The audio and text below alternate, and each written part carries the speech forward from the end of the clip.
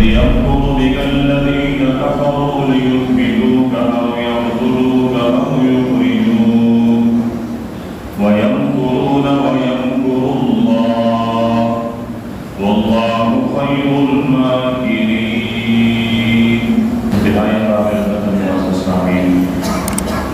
آپ کے سامنے اللہ رب العزت کی مقدس اور بابرکت کلام قرآن مجید فرقان حمید سورہ انفال کی آیت تلاوت کی گئی ہے. دعا ہے کہ رب العزت آیات مبارکہ کی صحیح مفہوم بیان کرنے اور پھر ہم سب کو اس پر عمل کی توفیق عطا فرمائے. جو آیات کریمہ آپ کے سامنے تلاوت کی گئی ہیں، رب ذوالجلال نے اس آیات کریمہ میں سرداران قریش اور کفار قریش اور کفار مکہ کی ایک مجلس مشورہ، ایک میٹنگ جو اللہ کے پیارے پیغمبر صلی اللہ علیہ وسلم کے خلاف کی گئی ہے، اس کا ذکر فرمایا ہے اور پھر یہ بتلایا ہے کہ کائنات میں وہی سب کچھ نافذ ہو کر رہتا ہے جو اللہ پاک کی مشیت اور اللہ پاک کی مرضی ہو. سفر کا مہینہ اپنے اختتام پر ہے. اس مہینے میں جہاں اور بھی بہت سارے تاریخی واقعات تھے جن کا تذکرہ تفصیلاً یا اجمالاً ہو چکا ہے، انہی تاریخی واقعات میں سے ایک آپ صلی اللہ علیہ وسلم کی سفری ہجرت بھی ہے کہ سفر کے مہینے کے آخر میں یعنی 25 اور 26 ان تاریخوں میں آپ صلی اللہ علیہ وسلم نے مکہ سے ہجرت کی ابتدا فرمائی اور ربیع الاول کے پہلے عشرے میں آپ صلی اللہ علیہ وسلم مدینہ منورہ پہنچے.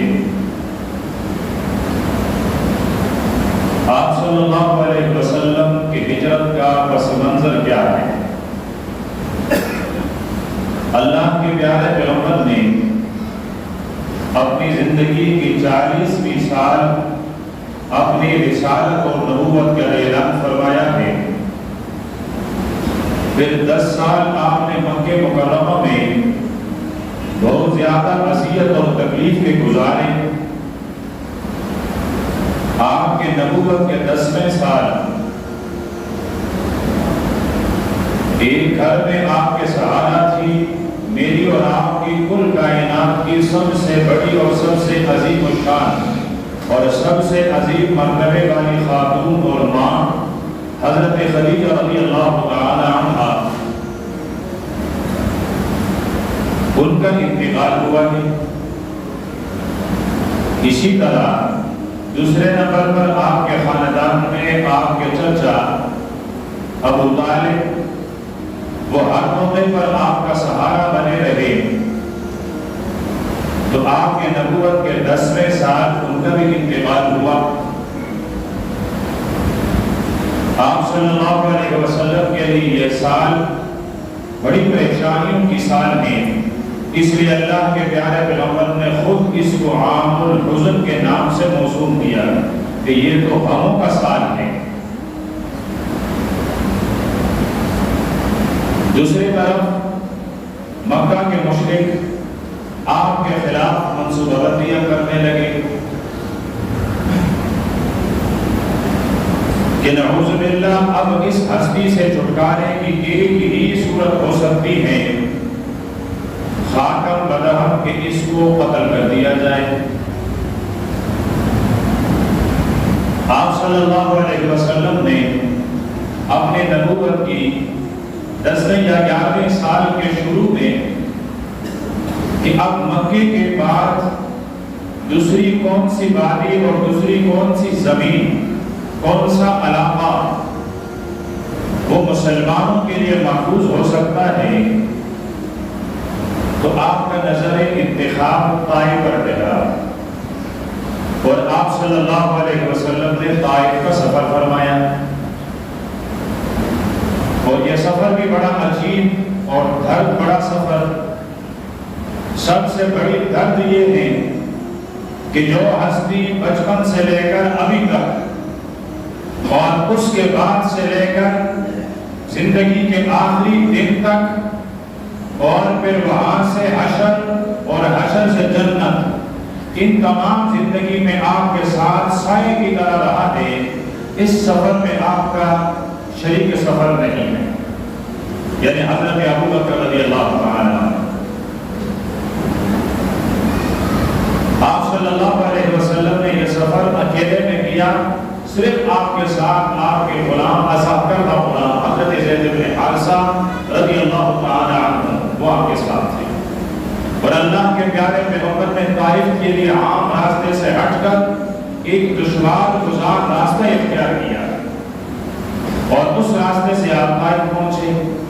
طائف کے سرداروں کو دعوت دی، مشہور واقعہ ہے کہ انہوں نے ٹکرایا، اور صرف ٹکرایا نہیں بلکہ جب آپ وہاں سے نکل رہے تھے تو علاقے کے اوباش غنڈے ان کے پیچھے کرا دیے گئے، اور وہ آپ صلی اللہ علیہ وسلم کی ہڈیاں مبارک کو تاک تاک کر پتھروں کا نشانہ بنا رہے تھے۔ چلتے چلتے جب آپ صلی اللہ علیہ وسلم کو زیادہ زخمی ہوئے، آپ کسی جگہ بیٹھ گئے تو دو آدمی آئے اور انہوں نے آپ کے بغلوں میں ہاتھ دے کر زبردستی آپ کو اٹھایا اور پھر چلتا کیا، اور اس کے پیچھے وہی طائف کے اوباش وہ ان کو پتھروں سے مارتے رہے۔ اللہ کے پیارے پیغمبر نے اس مقام پر ایک دعا فرمائی ہے کہ اے میرے رب، میں تو بہت کمزور ہوں، میں اپنے کمزوری کے شکوہ آپ سے کر رہا ہوں، میرے مسائل تو نہ ہونے کی طرح ہے، میں اپنے مسائل کی کمزوری کا شکوہ آپ سے کرنا چاہتا ہوں۔ آپ نے مجھے کس کے حوالے کیا؟ ایسے دشمن کی طرف جو میری عزت کو پامال کر دے، ختم کر دے۔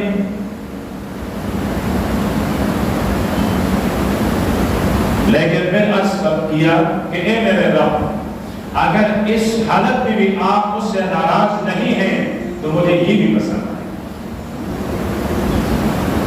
مایوس ہو کر طائف والوں سے آپ صلی اللہ علیہ وسلم مدینہ منورہ تشریف لائے کر مکہ مکرمہ واپس آ گئے۔ اسی سال مدینہ منورہ کے 6 آدمی آپ کے پاس مینا کی وادی میں کہیں ان کی آپ سے ملاقات ہوئی، آپ نے ان کو اسلام کی دعوت دی، انہوں نے آپ کا کلمہ پڑھا، اور وہ چپکے سے مدینہ منورہ آئے۔ 1 سال انہوں نے محنت کی، اگلے سال 6 کے بجائے 12 آدمی وہاں پہنچے۔ ان 12 آدمیوں کو آپ صلی اللہ علیہ وسلم نے ان کے ساتھ بیعت کی۔ اسلام کے تاریخ میں اس کو عقبہ اولی کی بیعت کہا جاتا ہے۔ یہ 12 آدمی آئے، انہوں نے محنت کی، تو آپ کے نبوت کی 12ویں سال یہ 75 آدمیوں کو لے کر آئے، جس میں 3 عورتیں ہیں اور باقی مرد ہیں، اور انہوں نے آپ صلی اللہ علیہ وسلم سے یہ درخواست بھی کی کہ اللہ کے حبیب آپ مدینہ منورہ آئیے۔ تو اس موقع پر آپ کے چچا حضرت عباس مسلمان نہیں ہوئے تھے، لیکن حضرت عباس نے ان 75 آدمیوں کو انصار مدینہ سے کہا کہ ابھی تک ہم نے اس کی اس طرح کی حفاظت کی ہے کہ اس پر آنچ آنے نہیں دی، تم اس کو لے کر جاؤ گے تو کیا اس کو سنبھال بھی سکو گے؟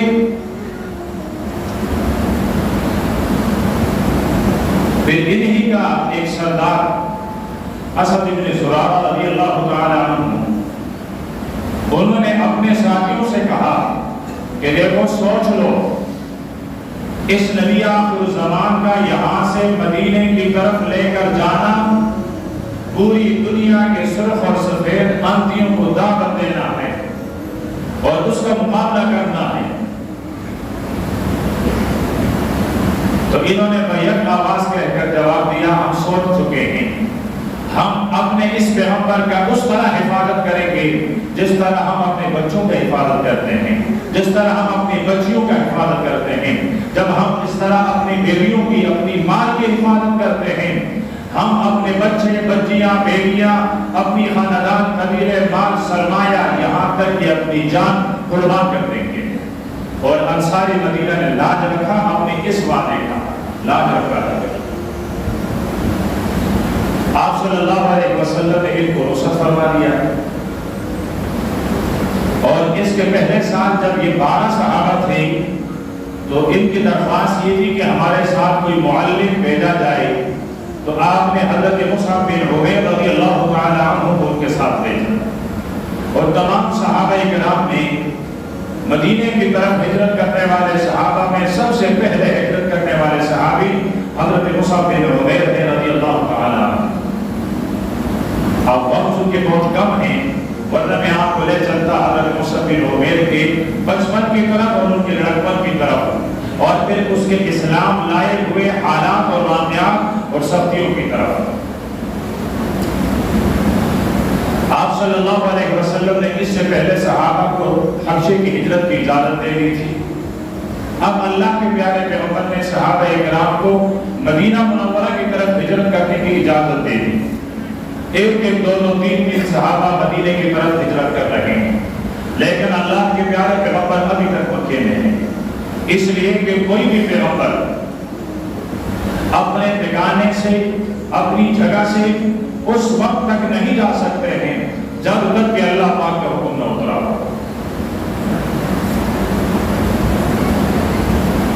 تو اتنے میں مشرکین نے ایک بڑی میٹنگ بلائی جس میں قبیلوں کے بڑے بڑے سردار جمع کیے گئے، اور ان کی میٹنگ کے لیے ایک جگہ مقرر تھی جس کو دار الندوہ کہا جاتا تھا، مشورے کی جگہ، میٹنگ کی جگہ، صلاح اور مشورے اور جرگے کی جگہ۔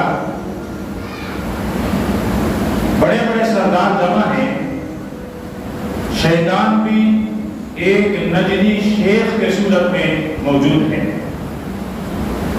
مشاورت اس پر ہو رہی ہے کہ اس آدمی، اس ہستی کے ساتھ کیا کیا جائے۔ تو ایک مشورہ یہ آیا کہ ان کو قید کر لیا جائے۔ مجلس والے بھی کہنے لگے، اور وہ جو بوڑھا شیخ تھا وہ بھی کہنے لگا یہ مشورہ اتنا جاندار نہیں ہے، اور اس کی وجہ یہ ہے کہ تم اس کو قید کرو گے تو اس کا قبیلہ قریش، بنو عبد مناف، بنو ہاشم، وہ بہت طاقتور لوگ ہیں، تم ان کے غیر و عدم اور ان کے مقابلے کی سکت نہیں رکھ سکو گے۔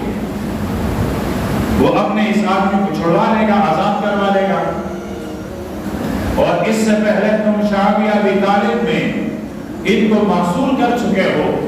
یہ تجربہ تم نے 3 سال پہلے کیا ہے، جبکہ ان کی دعوت ان 3 سالوں میں بھی مزید بڑی ہے۔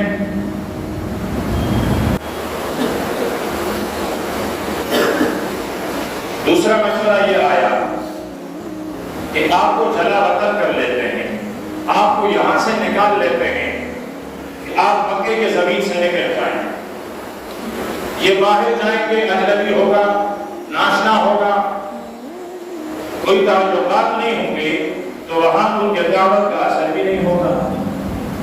شیخ نے پھر سر ہلایا، یہ مشورہ بھی کام کا نہیں ہے، اس لیے کہ جس طرح اس نے یہاں اپنا جدہ اور جماعت بنا لیا ہے، لوگ اس کے گھرویلا ہو چکے ہیں، یہ اگر کہیں اور جائے گا تو وہاں بھی اسی طرح کی جماعت بنا لے گا، اور اب تو یہ تمہارے ہاں ہیں، اگر تمہارے ہاں سے نکلے گا تو اس کا جدہ اور جماعت پہلے سے زیادہ خطرناک ثابت ہوگا، تو اس لیے یہ مشورہ بھی مناسب ہے۔ اتنے میں ابو جہل نے ہاتھ کھڑا کر لیا، جی میں مشورہ دے، سب نے کہا جی سردار بولیے۔ تو ابو جہل کہنے لگا میرا مشورہ یہ ہے کہ ہم اس کو قتل کر لیں۔ ایک دم ساری آوازیں اٹھی، کیسے قتل کرو گے، کیسے قتل کر سکتے ہو؟ بنو ہاشم سے اس کا تعلق ہے، قریشی ہیں، کیسے قتل کرو گے؟ ابو جہل نے کہا پہلے بات مکمل سن لو، تم نے بات سنی نہیں ہے اور میرے بات پر اعتراض کرنے لگے۔ اس نے کہا اچھا چلو سردار پوری بات بتاؤ۔ سردار میں سے محاورے میں بیوقوف کو کہا جاتا ہے، کسی کو کہ جتنے بڑے ہیں نا ان پر لطیفے بنتے ہیں تو کہتے سردار جی نے یہ کیا، سردار جی نے یہ کیا۔ میں سردار ابو جہل اس کی عظمت کے خاطر نہیں، بیوقوفی کے خاطر کہہ رہا ہوں کہ یہ ثواب کا کام ہے۔ تو اس نے کہا ایسا کرتے ہیں کہ ہر قبیلے کا ایک طاقتور جنگجو نوجوان وہ تلوار لے کر آئے اور ہم ایک باری کی ایک ساتھ حملہ کریں گے تاکہ سب کی تلواریں اس پر ایک ساتھ پڑے۔ اب قریش بنو ہاشم بہت زیادہ طاقتور ہیں تو کس کس قبیلے سے لڑے گا، کس کس قبیلے سے قصاص لے گا؟ ظاہر بات ہے وہ مجبور ہو کر دیت کا مطالبہ کرے گا اور جتنا مال مانگے گا دے دیں گے۔ شیخ نے اب سر ہلایا کہ یہ دیکھو یہ جو جوان ہیں یہ بڑا عقل مند ہے، کہیں اس نے صحیح فیصلہ کیا ہے، تمہاری جان اسی صورت میں چھوٹ سکتی ہے۔ انہوں نے کہا ٹھیک ہے، حملے کا وقت کیا ہو؟ آدھی رات کے بعد، رات کو اس کے حجرے کا محاصرہ کیا جائے اور رات کے پچھلے پہر جب یہ اکیلا ہوگا، کوئی اس کا ساتھی نہیں ہوگا اور سناٹا بھی ہوگا، تب جا کر ہم حملہ کریں۔ انہوں نے آپ صلی اللہ علیہ وسلم کے حجرے مبارک کا محاصرہ کر لیا۔ اتنے میں جبریل آ کر عرض کرنے لگے اللہ کے محبوب اب حکم آیا ہے نکلیے۔ کہاں؟ فرمایا مدینے کی طرف، اس لیے کہ اس سے پہلے جو جگہ بتائی گئی تھی وہ یمامہ بھی ہو سکتا تھا، وہ یمن بھی ہو سکتا تھا، وہ حجر بھی ہو سکتا تھا، بہت سارے مقامات ہو سکتے تھے، لیکن اب جبریل نے آ کر بتایا مدینہ، یثرب۔ آپ صلی اللہ علیہ وسلم نے حضرت علی سے فرمایا علی یہ میری چادر ہے، یہ میرا بستر ہے، یہ میری چادر اوڑھ کر آپ نے میرے بسترے پر سونا ہے، یہ میرے پاس ابو جہل کی امانت ہے، یہ میرے پاس عتبہ کی امانت ہے، یہ میرے پاس شیبہ کی امانت ہے، یہ میرے پاس ابو سفیان کی امانت ہے، یہ فلاں فلاں فلاں سارے کافر ان کی امانتیں میرے پاس ہیں۔ اس کو کہا جاتا ہے صادق اور امین۔ 62 اور 63 ساری زندگی چوری کرتے ہیں اور پھر کہتے ہیں یہ 62 میں بھی پورا اترتا ہے، 63 میں بھی پورا اترتا ہے۔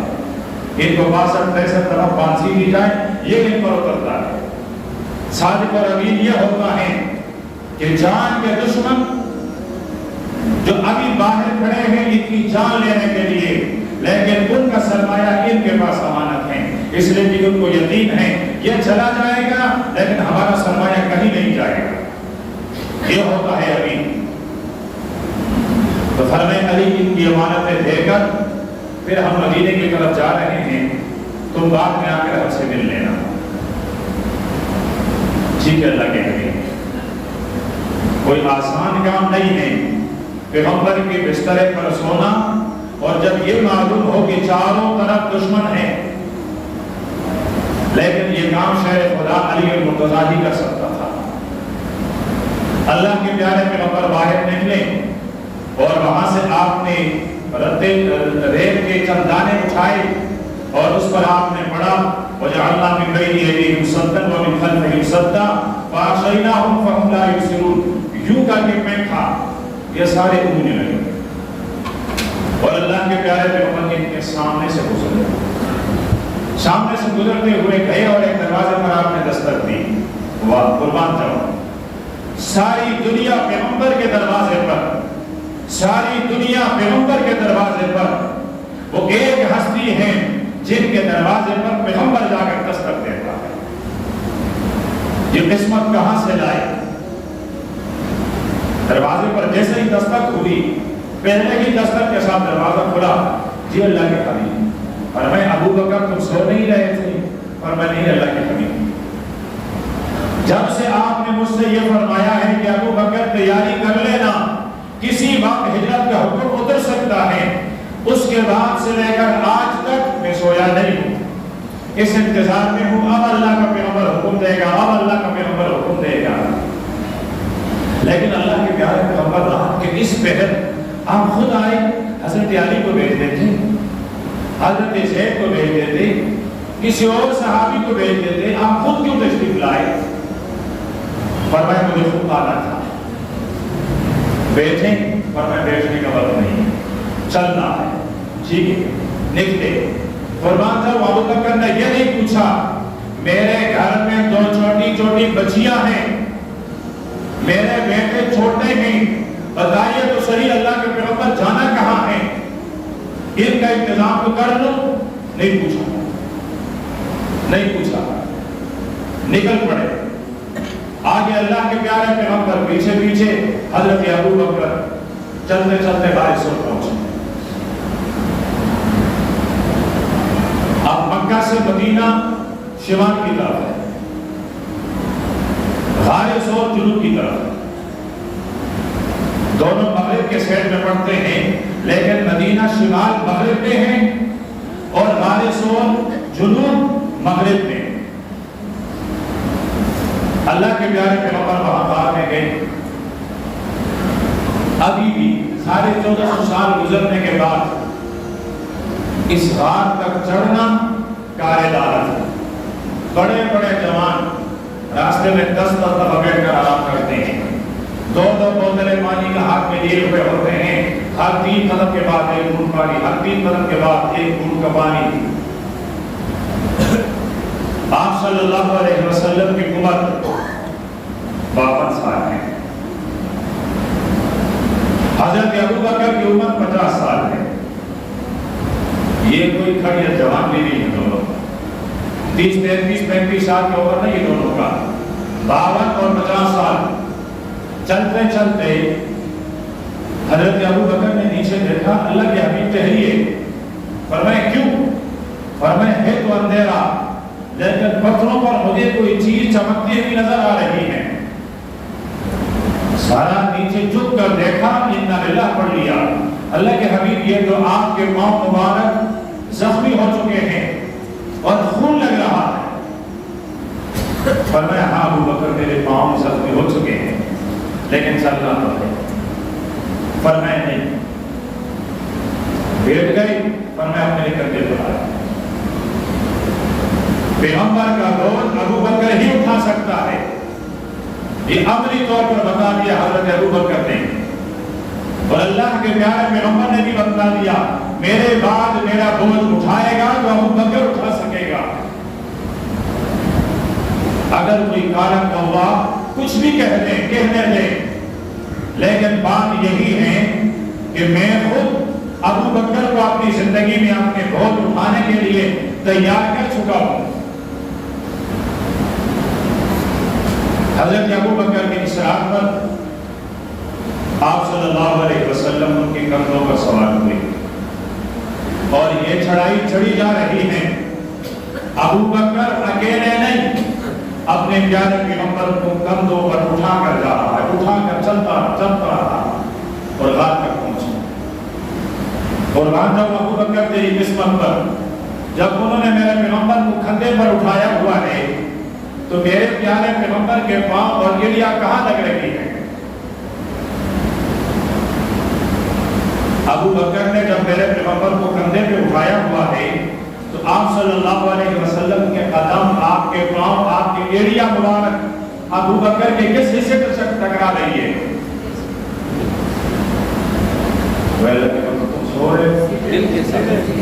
دل، سینہ، ایک قدم یہاں، ایک قدم یہاں۔ عام پیغمبر، کوئی عام پیغمبر، اس کی ایڑی کی برکت دیکھیں۔ حضرت اسماعیل کی ایڑیوں مبارک سے زمزم نکلی ہے، صدیاں گزرنے کے بعد نہ رنگ تبدیل ہوا، نہ ذائقہ تبدیل ہوا، نہ پانی میں کمی آیا۔ یہ پیغمبر کی ایڑیاں جہاں لگی ہیں اس ایڑیوں کی برکت ہے۔ تو جب زمزم کے پانی متغیر نہیں ہوا تو میرے حبیب کے دونوں ایریا اور امام الانبیاء امام الرسول ان کے ایریا جہاں لگی ہو وہاں ایمان کا بھی کم ہو سکتا ہے؟ اس ایک ایڑی کی برکت یہ ان دونوں ایڑیوں کی برکت کتنی ہو؟ دار میں پہنچی، اللہ کے حبیب ٹہریے، پہلے اندر گئے، غار کو صاف کیا، دیکھا سوراخ ہے ادھر سے ادھر سے ادھر سے، اپنی چادر کو ایک جگہ دوسری جگہ تیسری جگہ یہ کر کے اب اللہ کے حبیب آئیے، آپ تک گئے ہوں گے نا، آپ تک گئے ہوں گے، آپ میرے گود میں سر رکھ کر آرام فرمائیے۔ ہم ہوتے یوں کرتے بہت تک گئے ہوں حضرت، آپ کا بدن مبارک تو بہت وسیع تھا، بہت تک گئے ہوں، اور پھر ہم چاہتے کہ یہ میرا خادم بنے، میری خدمت کر لے۔ مجال تو حضرت ابوبکر نے محسوس بھی کروایا کہ حبیب اتنی سخت پہاڑی میں آپ کا بوجھ آپ کا وزن اٹھا کر اوپر تک آیا نہیں، اب بھی عرض کر رہے ہیں آپ تک گئے ہو، آپ آرام کریں، آرام۔ صبح ہوئی، کتنا بابرکت ہے ابوبکر کا گھرانہ۔ صبح ہوئی، آپ کا بیٹا ہے عبداللہ ابن ابی بکر اور آپ کی بیٹی ہے حضرت اسماء، کھانا لے کر آئے، کھانا لے کر آئے، کھانا پیش کیا، یہ چلے گئے۔ اس کے بعد حضرت ابوبکر کے غلام ہیں، بکریاں چلا رہے ہیں، عامر بن فہیرہ، وہ دوپہر کا وقت چلتے چلتے گھر کے پاس آ کر بکریاں ٹہرا لیتا ہے، دودھ نکال کر ان کو دے دیتا ہے۔ دنیا سمجھتی ہے کوئی چرواہا ہے، بکریاں چلاتا ہوا پہاڑی میں چلا گیا، جبکہ یہ چرواہا خود اپنے قصد کے ساتھ یہاں پہنچتا ہے اور یہاں ان کو دودھ پلاتا ہے۔ 3 دن آپ نے یہ کیا کہ آپ کا بیٹا آپ کی بیٹیاں کھانا لے کر آئیں اور آپ کا خادم اور غلام بکریاں چلا کر لائیں، لیکن 3 دنوں میں مجال جو ابوبکر کے خاندان نے کسی کو بتایا ہو کہ ابوبکر کہاں ہے اور ابوبکر کا پیغمبر کہاں ہے۔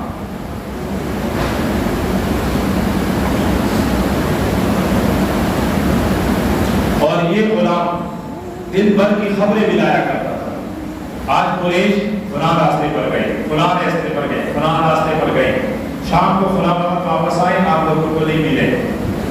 فرمایا تیسرا دن ہے، قریش ڈھونڈتے ڈھونڈتے اس غار کے دہانے پر آ گئے، ابوبکر تھامنے لگے۔ اللہ کے نبی نے فرمایا کیوں پریشان ہو رہے ہو؟ فرمایا اللہ کے حبیب اگر یہ لوگ اپنے قوم کی طرف دیکھیں تو ہمیں دیکھ لیں۔ فرمایا ابوبکر پریشان ہونے کی ضرورت نہیں، ما ظنک باثنین اللہ ثالثہما، ان دونوں کے بارے میں تیرا کیا گمان ہے جن کا تیسرا اللہ ہے، وہ ہمیں بچائے گا، فکر مند ہونے کی ضرورت نہیں، فکر نہ کیجیے۔ وہ چلے گئے۔ 3 دن گزرنے کے بعد اگلے دن پیر کا دن تھا، 2 سواریاں لائی گئی، یہ دونوں اس پر سوار ہوئے اور اپنے ساتھ ایک رہبر کو بھی ساتھ میں لیا اور چل پڑے۔ وقت کا میں مختصر کر رہا ہوں۔ اگلے دن یہ پہنچے ہیں ایک علاقے میں، وہاں ایک چرواہے کا گھر ہے، انہوں نے آواز دی ہے ہم مسافر ہیں، راستے پر جا رہے ہیں، کھانے کی کوئی چیز، کھانے کو کچھ ملے۔ خاتون نکلی، کہنے لگی میرا میاں بکریوں کو لے کر جنگل گیا ہوا ہے اور گھر میں تو کچھ بھی نہیں ہے کہ تم مسافروں کو کھلا سکو۔ اتنے میں گھر کے کونے سے ایک بکری کی آواز آئی، تو اللہ کے نبی نے فرمایا یہ بکری، وہ کہنے لگی یہ زخمی بھی ہے اور جا نہیں سکتی ہے ریوڑ کے ساتھ، اس لیے ہم نے یہاں باندھی ہوئی ہے، میرا شوہر آئے گا تو اس کے لیے جنگل سے کچھ خوراک لے کر آئے گا۔ اللہ کے نبی نے فرمایا کہ ہم اس سے کچھ دودھ نکالتے ہیں۔ انہوں نے اوپر نیچے پورے سرابے کا بہت جائزہ لیا، کہتے ہیں اس بکری کے تھن میں دودھ نہیں ہے اور یہ بہت کمزور بھی ہیں، زخمی بھی ہے۔ اللہ کے نبی نے فرمایا آپ ہمارے سامنے کر لیں، ہم خود تجربہ کر لیں، کیا حرج ہے؟ بکری لائی گئی، اللہ کے پیارے پیغمبر کے نبوت والے ہاتھ اس کے کانوں کو لگی، ایک برتن بھر گیا، فرمایا دوسری برتن، وہ تیسرا برتن، چوتھا برتن بھر گئے، فرمایا خود پیو، اس نے پیا، بچے ہیں تو ان کو پلاؤ، پلایا، فرمایا اب ہم ہیں کرو، پیا، فرمایا دیکھو برتن سارے بھرے ہوئے ہیں، اب ہمیں اجازت، یہ چلے گئے۔ تھوڑی دیر بعد ابو باکر اس عورت کا شوہر گھر آیا، اس نے کہا یہ کیا؟ ایک تو مجھے گھر بدلا بدلا نظر آ رہا ہے اور یہ برتن دودھ کے دودھ کہاں سے آ گئے؟ ام معبد اس خاتون نے آپ صلی اللہ علیہ وسلم کا حلیہ بیان کیا ہے۔ واہ! صحابہ کرام کی 23 سالہ دور نبوت اور رسالت میں میرے پیغمبر کے چہرے کی عکاسی جس طرح اس خاتون نے کی ہے کوئی صحابی بھی نہ کر سکتا، اور اس کی وجہ ہر صحابی آپ کے جمال سے باروب ہوتا تھا، اس لیے وہ دیکھ نہیں سکتا تھا، اور اس نے جی پا کر آپ صلی اللہ علیہ وسلم کو دیکھا۔ تو جب حلیہ بیان کیا تو ابو معبد کہنے لگا یہی تو وہ صاحب قریش ہیں، تم روک لیتے، وہ اللہ کے نبی ہیں، ہم ایمان لے آتے۔ آپ صلی اللہ علیہ وسلم وہاں سے گئے، اتنے میں دیکھا پیچھے سے سوار دوڑتا ہوا آ رہا ہے۔ حضرت ابو بکر نے پلٹ کر دیکھا، عرض کرنے لگے آقا سراقہ بن مالک ہیں، مشہور گھڑ سوار، مشہور تیر انداز، کافر ہیں، فرمایا ہم نہیں کر رہے۔ قریب جیسے آئے سواری کر سکتے، فریاد کرنے لگا معاف کر دو، تمہارا پیچھا نہیں کرتا ہوں۔ آپ صلی اللہ علیہ وسلم نے فرمایا ٹھیک ہے، سواری پھر نکل آئی، پھر اس نے آپ صلی اللہ علیہ وسلم کے پیچھے دوڑ لگائی، سواری پھر کر سکتے، پھر منت کی، تیسری دفعہ پھر درس گئی، اس نے کہا اب بس تمہارا پیچھا نہیں کروں گا، مجھے معاف کر دو۔ فرمایا ٹھیک ہے، مال پیش کیا کہ تم میرا مال میں سے کچھ لینا چاہو، آپ نے فرمایا ہمیں ضرورت نہیں ہے، لیکن تم ہمارے پیچھے کیوں آئے تھے؟ اس لیے کہ ابو جہل اور سرداران قریش اور سرداران مکہ نے کہا تھا 100 اونٹ کا انعام ہے، تم 200 اونٹ کے انعام کے لالچ میں آئے تھے؟ سراقہ کہنے لگا ہاں۔ فرمایا چلو وہ دن بھی آئے گا جب تیرے ہاتھوں میں کسرا کے کنگن ہوں گے، اور اس وقت پوری دنیا میں کسرا ایران کے بادشاہ کا کنگن ساری دنیا میں مشہور تھی۔